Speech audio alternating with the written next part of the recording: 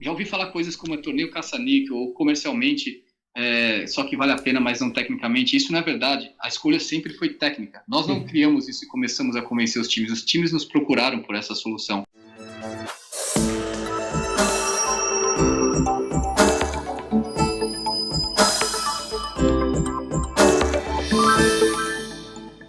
Ricardo Vilar, CEO da Florida Cup, seja muito bem-vindo ao Esporte Executivo, Ricardo. Obrigado, é um prazer, Vinícius. Meu caro, vamos lá. Quando a Florida Cup começou? Qual foi o primeiro ano de existência da Florida Cup? Primeiro ano da existência, o primeiro evento foi em 2015, né? Tá. A ideia começou já desde até talvez de 2013, 2014, foi um tempo de ajuste, de começar a colocar o projeto do papel em prática, para 2015 ser executada primeiro em janeiro. Tá, teve um tempo de maturação aí, né, de entender, de estratégia e tudo mais. E planejamento, claro que envolve bastante, mas a primeira com Corinthians, Fluminense, Bayer Leverkusen e Colônia foi em 2015 em janeiro. Tá, e aí, por que eu estou fazendo fui buscar ali atrás alguns anos? Eu tenho aqui alguns números do último evento, e aí foram mais de 5 milhões de telespectadores únicos assistindo. As redes sociais de vocês funcionam muito bem, né? E aí, claro, acompanhando o Brasil, mas a gente consegue perceber que vocês não estão restritos ao Brasil. Uma participação ao vivo no evento que ultrapassou 40 mil pessoas. Quando você começou em 2015, claro, você queria fazer um evento de sucesso e tal. Ninguém começa para dar errado, né? Sim. Mas na sua cabeça, esse tiro seria tão acertado para esse espaço de tempo? Porque aqui a gente conversa sempre de uma forma muito, muito transparente. No início tinha ali algumas arestas a serem lapidadas, tal. E aí você foi acertando, e já acertou, chegou onde você queria ou ainda falta?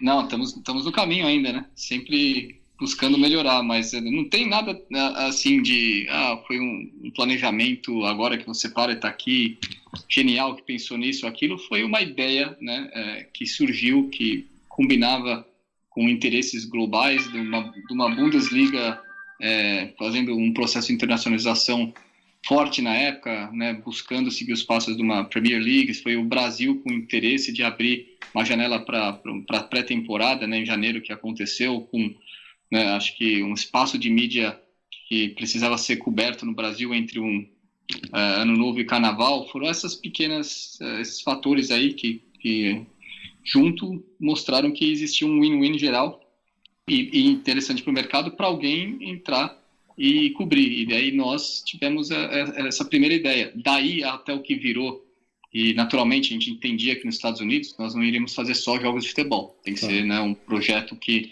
aqui o entretenimento vai além das quatro linhas. Aliás, então, se pensasse só no futebol, era sinal que ia dar errado, né? Não, se não ia dar certo, né?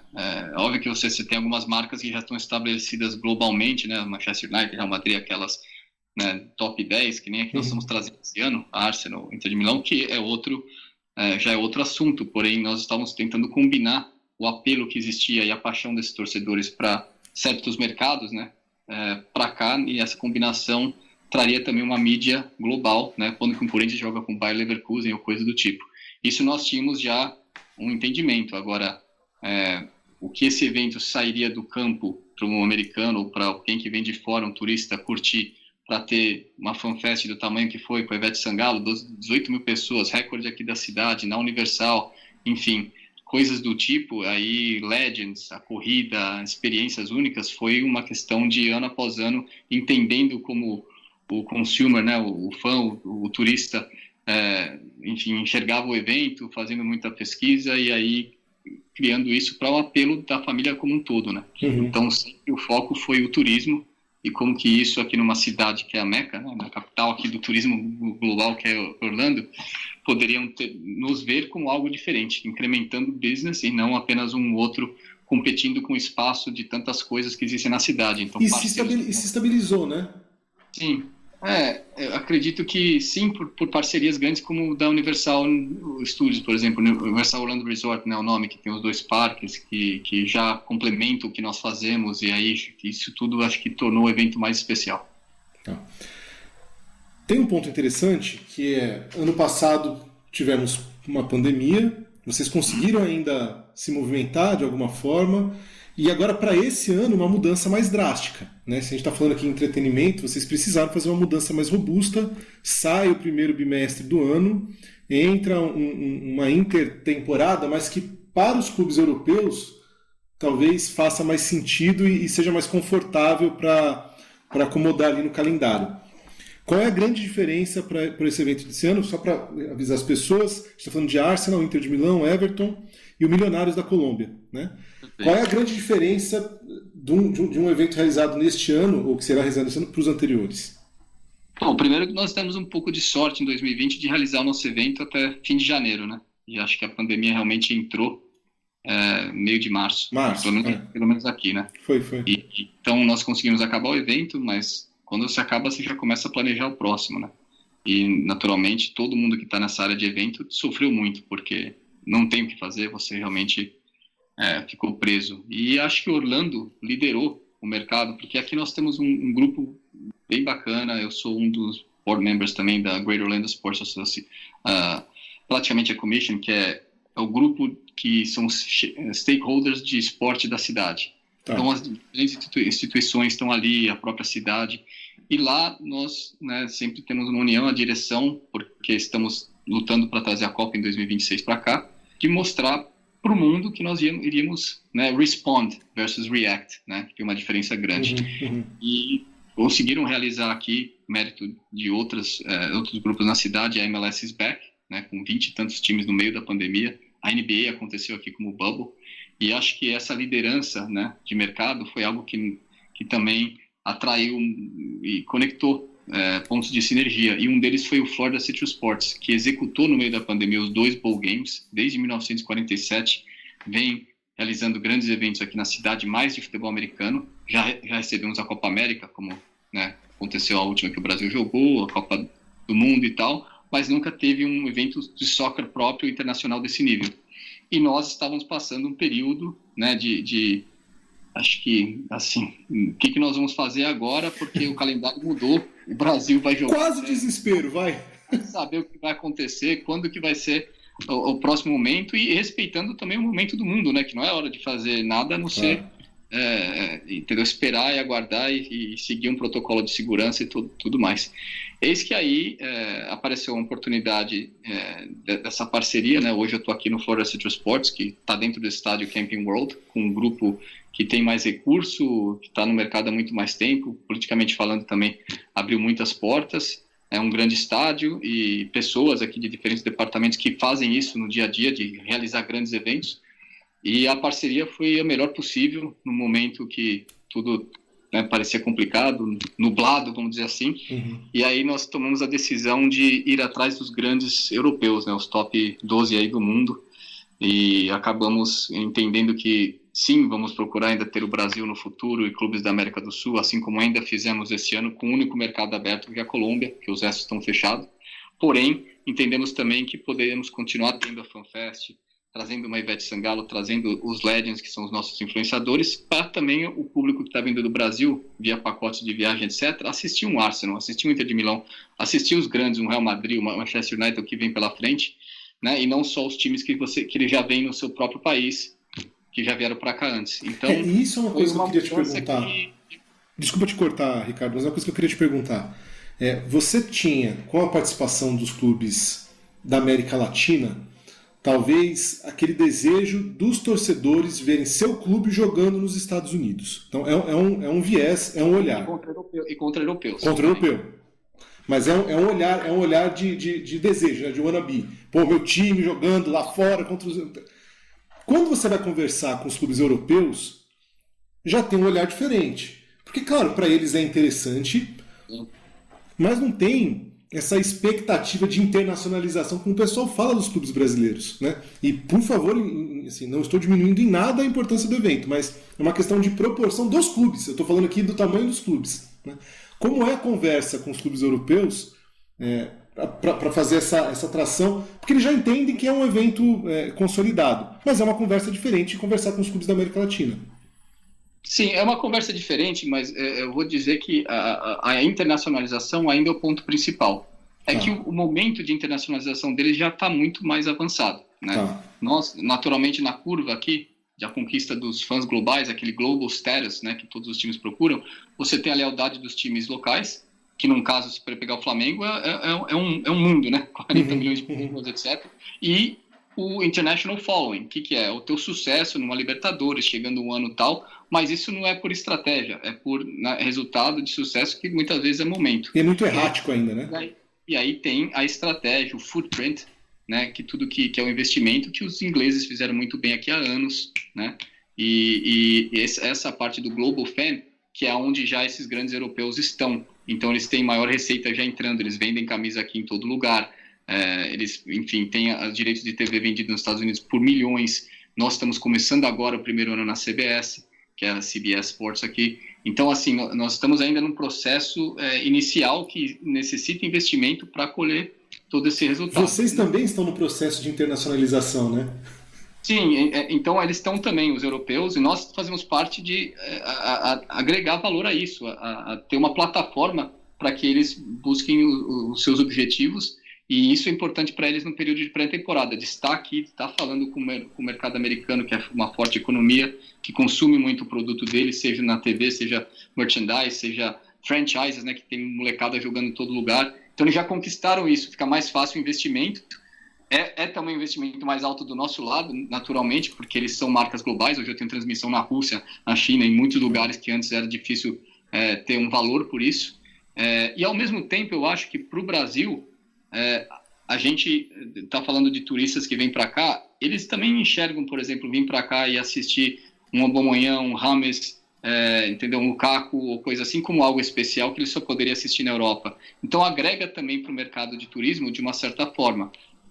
Então são momentos diferentes, mas ambos buscando esse footprint USA, essa economia aqui que é gigante, e o futebol dá naturalmente a plataforma aqui na pré-temporada para isso. E você já consegue perceber essa questão mais estruturada do turismo voltado para esse evento?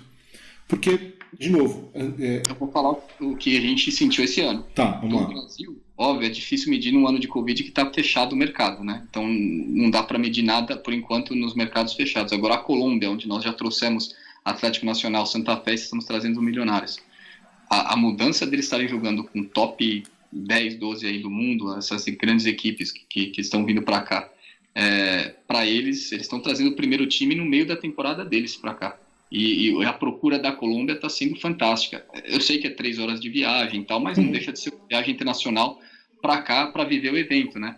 E isso é bacana de ver. E ao mesmo tempo, eu vejo que o mercado doméstico abraçou forte, porque o mercado doméstico responde a essas grandes marcas, um Arsenal. Existem torcedores americanos do clube, né? E não só um que, ouvi falar, eu quero ver um futebol legal ou coisa assim, que realmente se mexe para cá. E o fato de nós sermos o único evento esse ano desse porte de clubes internacionais está agregando muito a isso.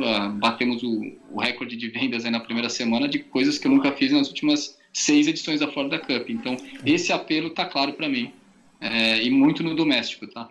E dá um direcionamento importante para 2022 e sequência, né, Ricardo? Sem dúvida.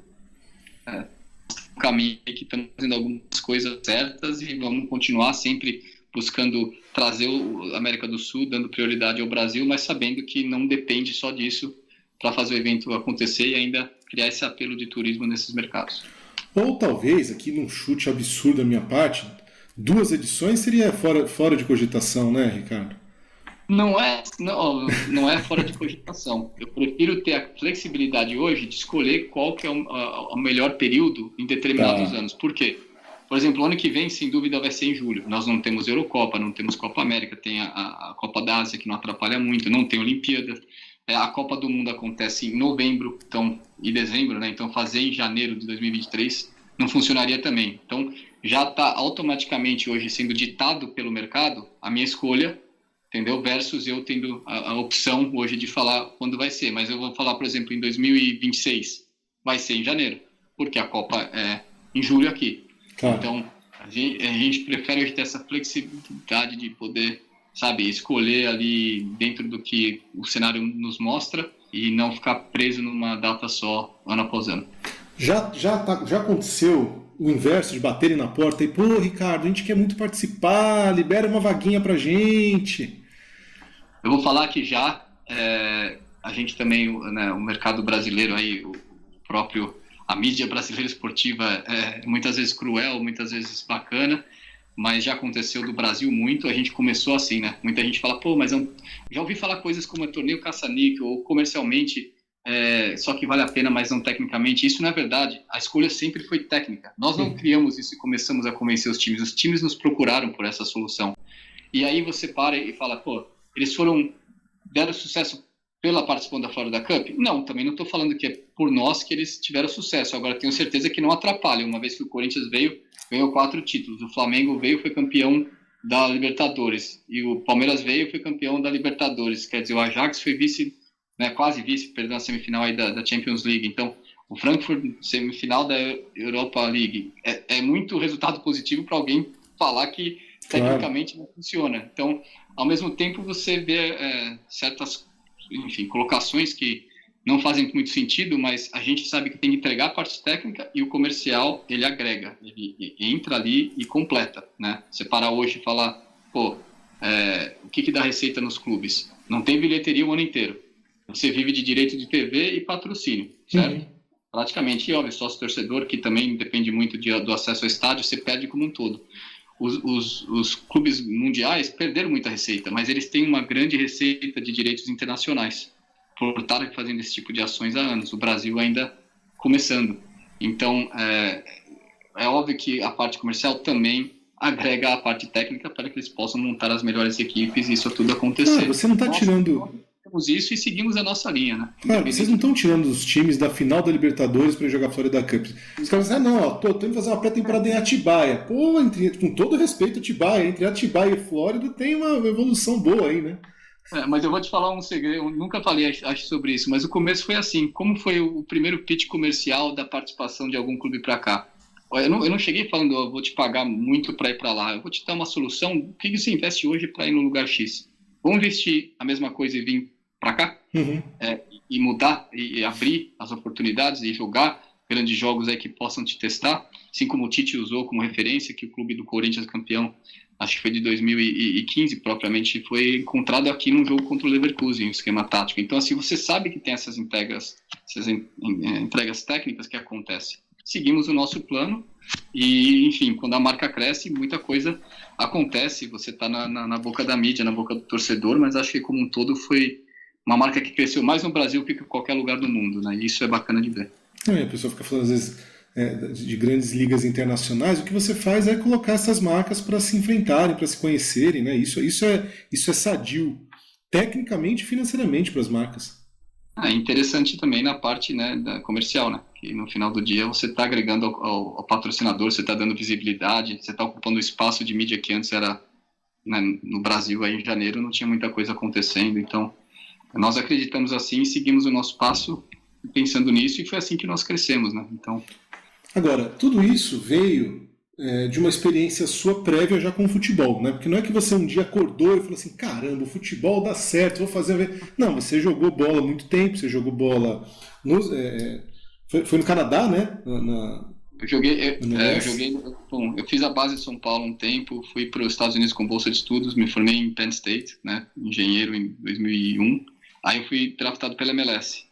Joguei um ano nos Estados Unidos, fui para a Alemanha, joguei no Kaiserslautern, joguei no Salzburgo, depois fui para a Grécia, para a Coreia também, um ano de transferência, foi logo depois daquela Copa de 2002, e aí acabei na MLS, me aposentei por lá e vim para cá. Foi lá que eu descobri que existia uma oportunidade de pré-temporada assim em Orlando, porque no período da Alemanha eu só ia para a montanha da Áustria, ficava 10 dias...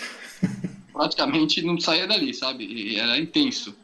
E os clubes começaram a fazer cada vez mais isso, então abriu uma oportunidade aí de aquela luzinha, conectar os mercados internacionais. E é isso que é importante, que assim, para mim é muito interessante ouvir isso de você. Foi na experiência do que era possível que você conseguiu abrir os olhos para aquilo que ainda não acontecia. E isso ainda é válido, né? Talvez você tenha alguma experiência, você pode observar hipóteses, situações para agregar ao seu evento, porque isso é aprendizado constante, né, Ricardo? Eu estava conversando com outras pessoas nesses últimos dias, de que por mais que algo tenha muito sucesso, é preciso ter humildade de perceber que a gente pode melhorar sempre, né? E um time forte ao seu lado, porque assim, não fui nada sozinho, foi eu e meu sócio, o Ricardo Silveira também. Começamos isso, né? A gente sempre teve uma empresa de intercâmbio esportivo, de colocar garotos com bolsa de estudos aqui nos Estados Unidos, unir o esporte e a educação, e através desse entendimento do mercado, do turismo, de muita coisa aqui com os Estados Unidos, que foi meio que mostrando as oportunidades, e aí nasceu a Florida Cup.